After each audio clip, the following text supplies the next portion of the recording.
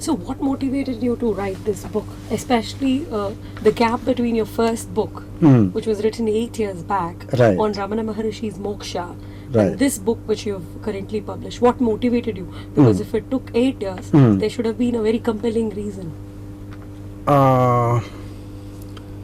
Yes, it's true that there is a gap of 8 years, and I'm not particularly interested in publishing a series of books or anything like that.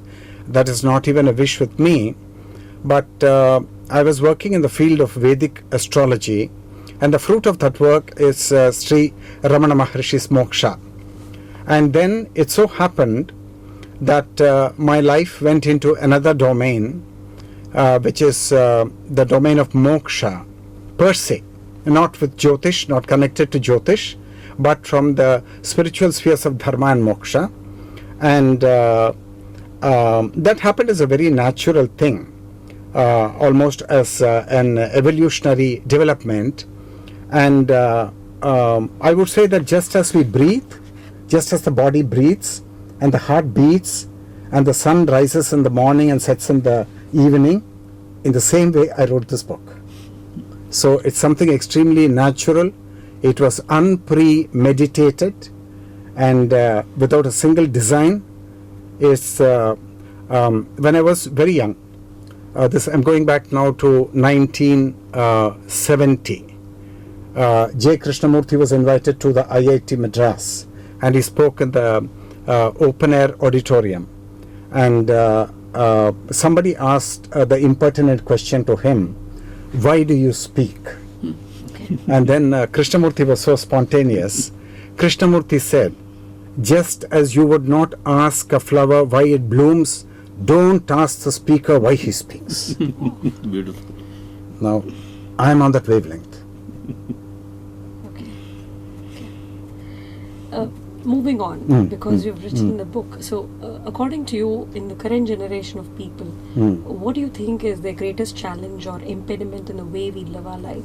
And does this book actually answer that particular, pertinent question people have? Because everybody seems to be very busy, running around, not having time for their families, very, very busy, right? So, how does this book actually address this generation of people? I see that you've asked me a question which is socially very relevant, and the malaise in society actually comes from the fact that our civilization and our culture at this point does not have the spiritual foundation it had, say 1,000 years, 2,000 years, 5,000 years ago.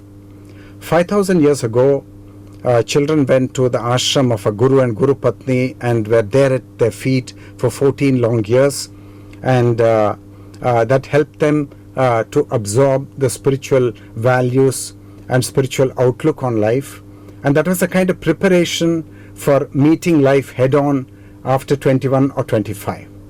Now we lost this foundation. So as we walk the terrain of adult life from 21 onwards, we may not be aware, but we're actually ill-equipped to take that journey because we don't have a moral basis and we don't have spiritual values and spiritual perception. So sooner or later, we're going to bang our heads on a wall, and suffering is going to come upon us. And when suffering comes upon us, the whole of mankind thinks that this is a curse on us, and they don't want that suffering. But actually, if we begin to contemplate on it, we will know that the suffering is divinely intended. Like the divine created the galaxies and created this marvelous body, which is enormously biologically sophisticated, the divine created sorrow. And the sorrow is necessary for man to go back home. So once you get the sorrow, you'll start questioning, you'll start thinking. Then you become a seeker. The seeker in you is born. And then such seekers will search for solutions. And this work, Self-Realization Through Self-Knowing, published by Yogi Impressions, is intended for such serious seekers that they do not keep aside their seeking and pamper their own worldliness, but they keep aside their worldliness in order to go whole hog in seeking. The book is intended for them.